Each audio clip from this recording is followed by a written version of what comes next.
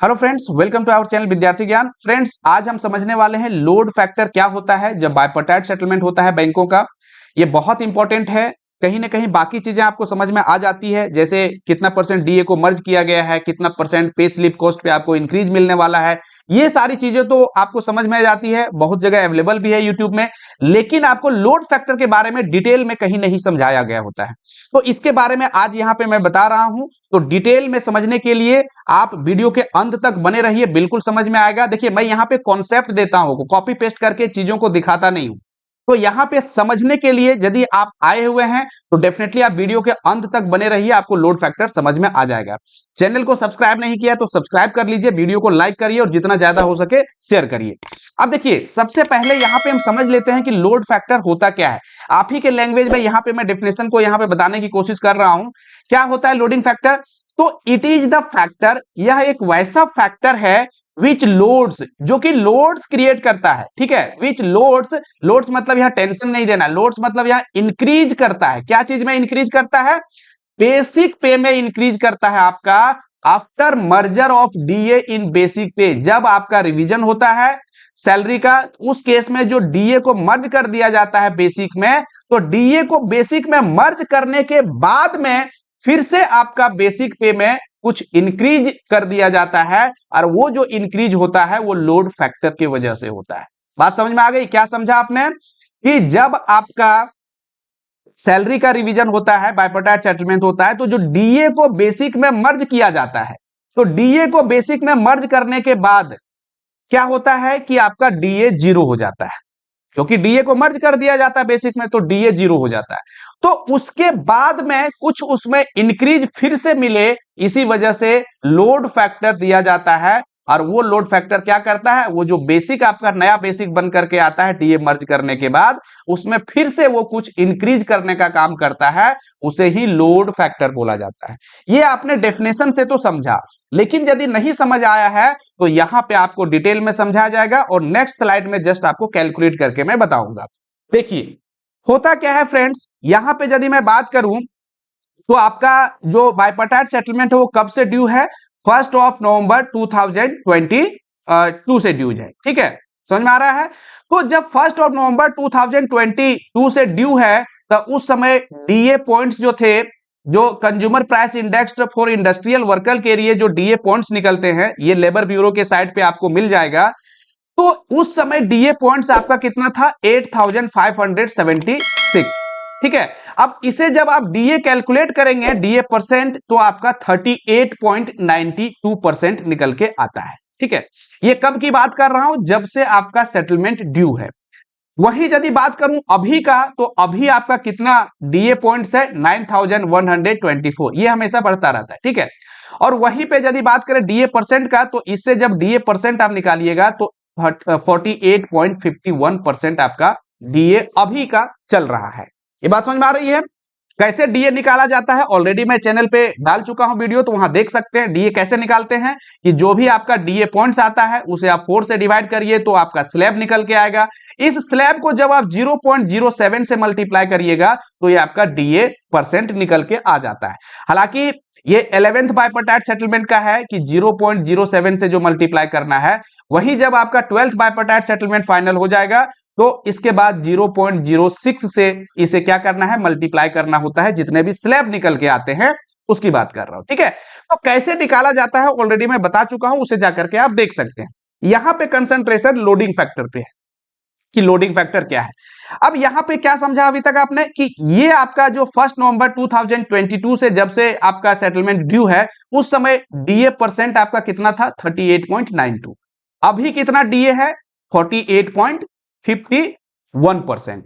लेकिन आप ये तो जान रहे होंगे कि डीए पॉइंट जो मर्ज किया जा रहा है इस बार बेसिक पे में, वो आपका 8088 पॉइंट्स मर्ज करने की बात हुई है। फाइनल एमओयू साइन हो चुका है। ठीक है, हालांकि यूनियन की तरह से डिमांड था कि यहां पे 8576% सॉरी ये पॉइंट्स को लिया जाए ताकि आपका डीए ज्यादा मर्ज होता बेसिक में। लेकिन आईबीए ने क्या है कि 1 नवंबर 2021 को जो डीए पॉइंट्स था इसे मर्ज किया गया है बेसिक में। तो आपकी सैलरी ड्यू है कहां से? यहां से ड्यू है, लेकिन डीए पॉइंट्स को कहां मर्ज किया गया है? आपका 30.38% डीए को मर्ज किया गया है। बात समझ में आ रही है? ठीक है, अब देखिए जब डीए अब तो मर्ज कितना गया है, 30.38 किया गया है, इतना परसेंट मर्ज किया गया है, तो इसी पे बात होगी। हालांकि आपका जो एरियर मिलेगा वो यहां से मिलेगा, ठीक है, जब से सैलरी आपकी ड्यू है रिवीजन के लिए, लेकिन जो मर्ज किया गया है डीए वो यहां से किया गया। तो जब मर्ज किया गया है आपका, तो उस केस में क्या होता है, जैसे एग्जांपल के लिए लीजिए कि आपका बेसिक पहले अभी जो है 36,000 है, न्यूली ज्वाइंट ऑफिसर है, इसका 36,000 मान लीजिए बेसिक है। अब इसमें क्या किया जाता है, नया बेसिक निकालने के लिए 30.38% मर्ज किया गया है बेसिक में, इसका मतलब ये 36,000 है, इसका 30.38% निकाल के जब इसमें मर्ज कर दिया जाएगा तो ये आपका नया बेसिक बन करके आएगा। लेकिन ये नया बेसिक जो बन करके आएगा इसके बाद कितना डीए मिलेगा, फिर से 0% मिलेगा। क्यों? क्योंकि ये सारा का सारा जो भी डीए उस समय एप्लीकेबल था वो सारा मर्ज कर दिया जाता है बेसिक में, जिसके वजह से आपका डीए परसेंट 0 हो जाता है।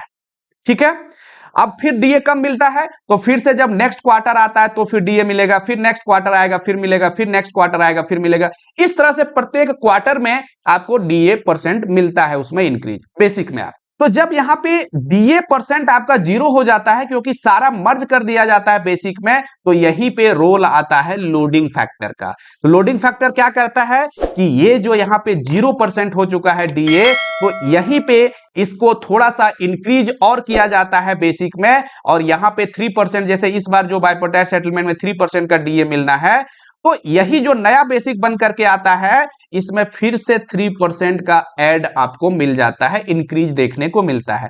यही आपका लोडिंग फैक्टर है। ऐसा क्यों किया जाता है? क्योंकि आपका 0% जब आपका बेस डीए हो जाता है तो इसमें से यहां पे कुछ लोड मिल पाए, कुछ इंक्रीज मिल पाए, इसी वजह से यहां पे आपको 3% का इस बार जो लोडिंग फैक्टर दिया जा रहा है वो यही है।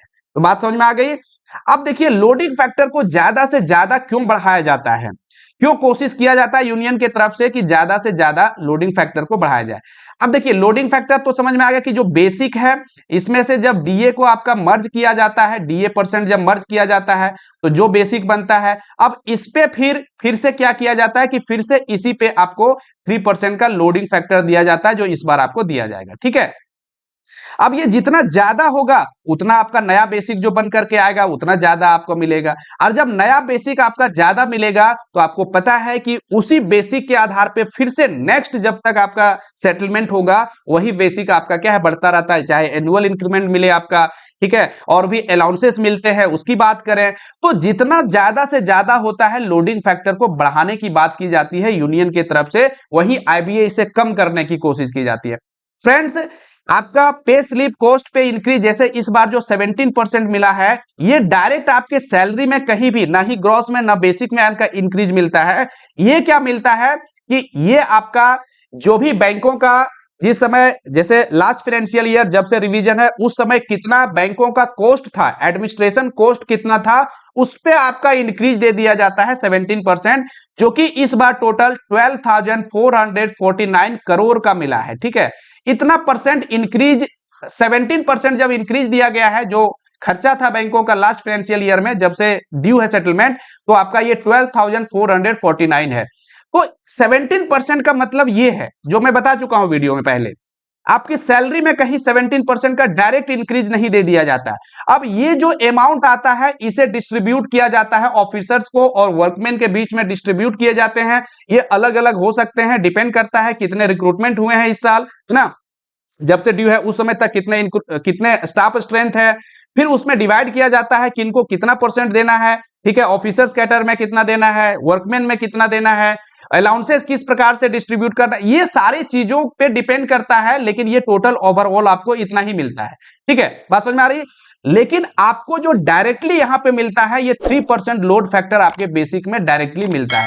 ये 17% तो डायरेक्ट आपका इंक्रीज दिया जाता है, इसकी बात कर रहा हूं एडमिनिस्ट्रेशन कॉस्ट पे। ठीक है, ये डिटेल में मैं बता चुका हूं, तो इस पे नहीं जा रहा हूं। यहां पे लोड फैक्टर आपने समझ लिया कि लोड फैक्टर का मतलब नया बेसिक जो क्रिएट किया जाता है उस पे फिर से 3% का लोड देना होता है, इंक्रीज देना होता है। लेकिन यहां पे यदि हम बात करें, यहां तो 0% आपका हो चुका है डीए, लेकिन जैसे जैसे आपका क्वार्टर नेक्स्ट क्वार्टर आता है, आपका डीए जो है सो फिर क्या है, मिलना शुरू होता है। ठीक है, यहां पे डीए तो 0 हुआ, लेकिन आपका जो सेटलमेंट है ड्यू, वो कहां से है, आपका सेटलमेंट ड्यू आपका यहां से है, जो कि यहां से आपका फिर से क्या है कि डीए मिलता है। तो यहां से यहां तक कितना परसेंट डीए हो चुका है उसके आधार पर मिलेगा। तो जो आपका मर्ज हो चुका है वो तो आपका बेसिक में मर्ज हो गया, उसके बाद फर्दर डीए कितना हुआ है, तो यदि इस पॉइंट पे डीए आप कैलकुलेट करिएगा तो ये आपका आता है 7.33%। यहां पे बात कर रहा हूं जहां से आपका एरियर कैलकुलेट होगा। क्यों? क्योंकि आपका डीए मर्ज होने के बाद जो डीए बचेगा 7.33 है, ऑलरेडी बता चुका हूं, आप जाके देख सकते हैं वीडियो में। अब फ्रेंड्स यहां पे 7.33, लेकिन आज की डीए की बात करें कि अभी डीए कितना मिलेगा जब मर्ज हो चुका है हमारा इतना, जब डीए मर्ज हो चुका है तो आपका अभी जो डीए बनेगा वो 15.54 समथिंग बनेगा, इतना परसेंट का डीए मिलेगा क्योंकि आपका डीए मर्ज हो चुका है मैक्स। ठीक है, बात समझ में आ गई। लेकिन फ्रेंड्स यहां पे आप कंफ्यूज हो रहे होंगे कि सर जब 30.38% डीए को मर्ज किया गया, तो यदि आप यहां पे देखेंगे तो यहां पे आपका बचना चाहिए 8.54%, और यदि यहां पे बात करें यहां पे, तो ये आपका बचना चाहिए 18.13%। लेकिन ऐसा नहीं हो रहा है। क्यों नहीं हो रहा है? क्योंकि मैंने आपको बताया था कि डीए पर स्लैब आपका चेंज हो जाता है जैसे ही आपका डीए पॉइंट्स को मर्ज किया गया। तो इसका मैंने प्रोसेस भी बताया आपको किस तरह से चेंज होता है। तो डीए पर स्लैब अभी जो आपका 11th बाइपोर्टाइट सेटलमेंट में 0.07 चल रहा था, ये आपका 0.06 आपका डीए पर स्लैब की जगह पे आपको लेना है।